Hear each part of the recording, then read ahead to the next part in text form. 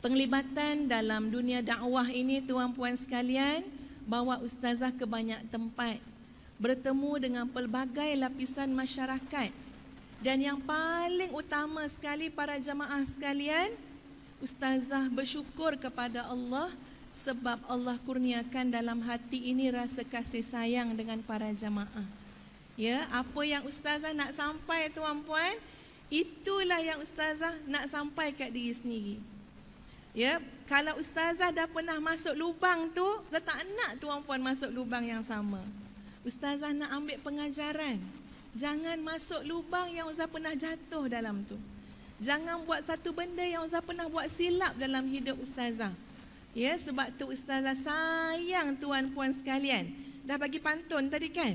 Ya, itu bukan saja pantun tuan-puan, memang kasih kerana Allah. Ya, jadi kerana kasih itulah alhamdulillah ustazah kira Allah berikan kegagahan, ya, pertolongan daripada Allah untuk boleh bertemu dengan muslimin muslimat tuan-puan, ya, di Malaysia, di Singapura, di Indonesia, ya, di Brunei, alhamdulillah. Dan malam ini tajuk kita adalah bersempena dengan Isra' Mi'raj.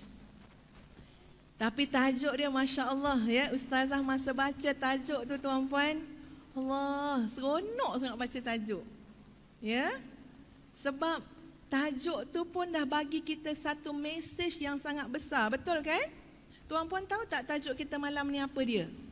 Ke tak kisahlah tajuk apa ustazah, asalkan lepas ni kita selfie. Takut macam tu je kan, ya? Masya Allah, tajuk kita adalah, siapa boleh sebut? Andainya solat ini solat yang terakhir. Solat paling akhir yang kita buat tadi solat apa tuan-puan? Solat Isyak. Ada tak sesiapa di hadapan ustazah yang merasakan solat Isyak tadi adalah solat yang terakhir? Ada tak siapa-siapa yang rasa? Padahal tahu dah ni, Isra' Mi'raj ni, tajuk ceramah malam ni, andai kata solat ini adalah solat yang terakhir. Ustazah percaya ada tuan-puan sekalian yang merasakan mungkin solat Isyak ni adalah solat yang terakhir. Kalaulah kita merasakan itu adalah pertemuan yang terakhir dalam solat, pasti kita akan melakukan yang terbaik. Ustazah bawa contoh ya tuan-puan, satu analogi. Macam tadi ustazah nak datang sini kan, salam suami, salam anak-anak, salam pembantu rumah ustazah. Agak-agak ada tak dalam hati ustazah terfikir, aku pergi ni belum tentu aku balik. Terfikir tak macam tu tuan-puan? Ya, terfikir. Kita semua. Kita keluar rumah, kita pergi kerja, belum tentu kita balik. Ya, kita tak tahu umur kita masing-masing. Jadi bila salam anak-anak tuan-puan sekalian, kita selalu rasakan ini adalah salam seorang ibu kepada anak yang anak itu akan ingat sekiranya itu adalah salam yang terakhir. Kena suruh nyanyi lagu Sudirman ni. Nanti hujan pula Singapura ya. Salam suami tuan-puan sekalian. Agak-agak macam mana beza salam terakhir dengan salam tidak terakhir? Kalau salam tak terakhir tuan-puan, okey bang, bye, pergi dulu. Ya. Salam, tak apalah kan kita salam. Sebab dia rasa yakin boleh balik. Tapi macam tadi tuan-puan, belum tentu ustazah balik. Ini kuasa Allah, ini ketentuan Allah, dan kita mengharap umur yang panjang kan? Dapat bertemu kembali dengan keluarga, tapi belum tentu. Jadi salam tadi tuan-puan, salam minta maaf zahir batin. Minta ampun segala salah silap. Cakap dengan suami, bang, halal ya bang segala-galanya. Ustaz pun sempat tanya, banyak ke ambil? Dia kata. Ya beria-ria minta halal tu kan ya. Banyak ke ambil kata ustaz. Tak adalah, mana ada ambil. Halal segala bang. Ya, sebab umur kita ni di tangan Allah. Sentuhan yang terakhir ni tuan-puan adalah sentuhan yang sangat hebat. Ustazah bacakan sebuah hadis Nabi SAW. Ya. Cari tuan-puan hadis Nabi. Mana satu ni hadis Nabi yang cakap pasal solat terakhir ni? Ada ke tak ada? Ke kita je pandai-pandai buat ayat? Rasulullah sallallahu alaihi wasallam meriwayatkan dengan sanad hasan daripada Anas radhiyallahu an bahawa Nabi sallallahu alaihi wasallam bersabda, "Udhkuril mauta fi salatik." Ingatlah kematian dalam salatmu. Udhkuril maut fi salatik fa inna ar-rajula idza dzakara al-mauta fi salatih. Sebab bila seseorang itu mengingati mati dalam salatnya, nescaya ayyuhsina salatah, nescaya dia akan memperbaiki salatnya itu. Wa salli salata rajulin la yadhunnu annahu yusalli salatan ghairaha wa iyyaka wa kulli umurin yu'tadharu minhu. Hadis riwayat Ibnu Majah yang bernombor 4171. Dan solatlah seperti solatnya orang yang mengira ia tidak akan pernah solat lagi kecuali itulah solat terakhir yang dia lakukan. Maka janganlah melakukan perbuatan yang mengakibatkan penyesalan. Demikian maksud hadis Nabi sallallahu alaihi wasallam. Maknanya solat terakhir ini idea untuk kita yakin, untuk kita tanggap, untuk kita agak, untuk kita sangka, mungkin ini solat aku yang akhir. Ini bukan idea penganjur kita Masjid Ar-Rawdah. Ini bukan idea ustazah atau mana-mana ustaz. Tapi ini adalah peringatan Nabi sallallahu alaihi wasallam. Udhkuril maut, ingat mati, inda salatih, ketika mana kamu mendekati ibadah solat. Sebab orang yang ingat mati bila dia nak solat atau dia nak buat apa pun tuan-puan yang namanya kebaikan, dia akan buat dengan sehabis baik yang dia boleh buat. Muslimin muslimat yang dikasihi sekalian, dalam peristiwa Isra' Mi'raj, Rasulullah sallallahu alaihi wasallam menerima ibadah solat ini, syariat solat nun di langit sana. Menerimanya langsung daripada Allah Azza wa Jalla. Tapi mari kita lihat tuan-puan sekalian, bagaimana peristiwa Isra' Mi'raj sebelum Nabi sallallahu alaihi wasallam menerima syariat solat itu sendiri.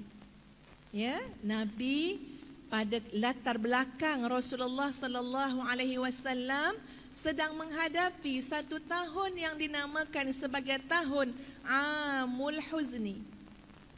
Apa dia Amul Huzni? Tahun sedih. Tuan-puan ingat kan cerita itu kan? Nabi sedang menghadapi tahun sangat sedih. Apa yang Nabi sedihkan?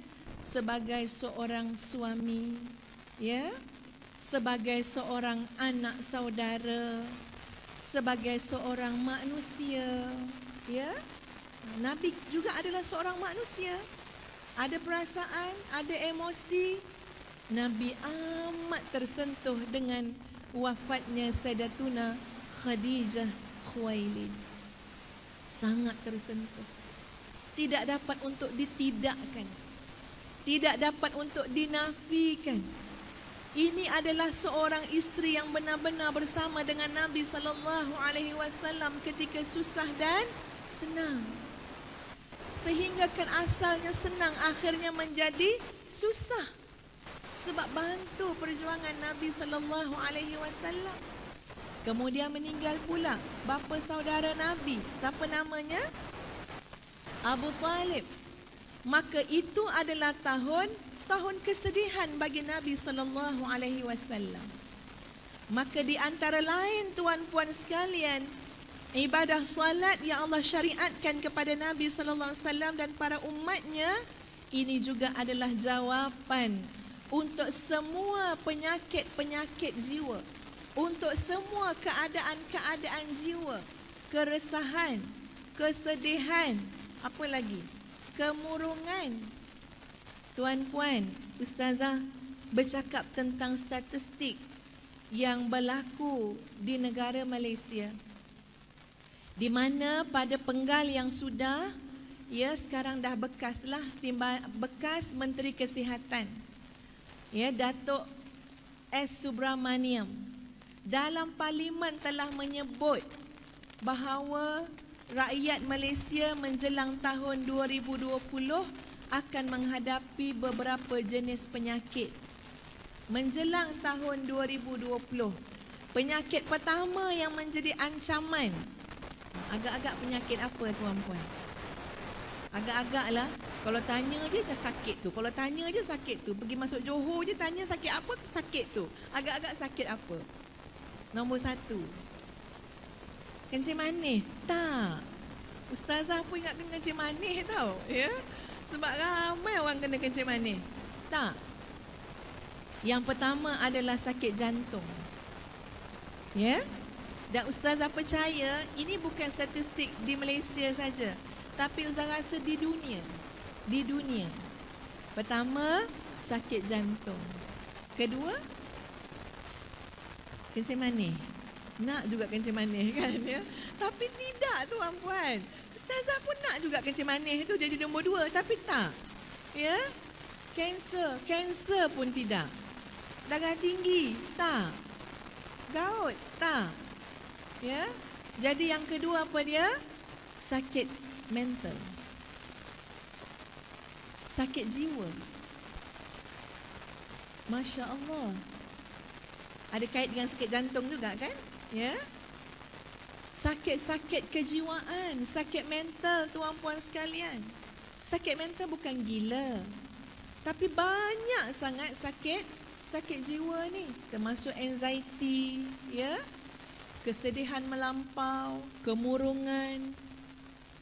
Rupa-rupanya tuan-puan sekalian, Allah telah mensyariatkan ibadah solat untuk merawat hati-hati manusia. Sebab itu Nabi SAW diangkat sampai bertemu dengan Allah Azza wa Jalla. Disyariatkan ibadah solat sebagai satu bekal kekuatan kepada Nabi SAW dan seluruh umat Nabi SAW, agar segala penyakit-penyakit dalam jiwa, segala kegelisahan, kemurungan, ketakutan, kesakitan, keperitan, semuanya insya-Allah dapat hilang ketika mana kita berhubung dengan Allah Azza wa Jalla yang maha tinggi lagi maha sempurna.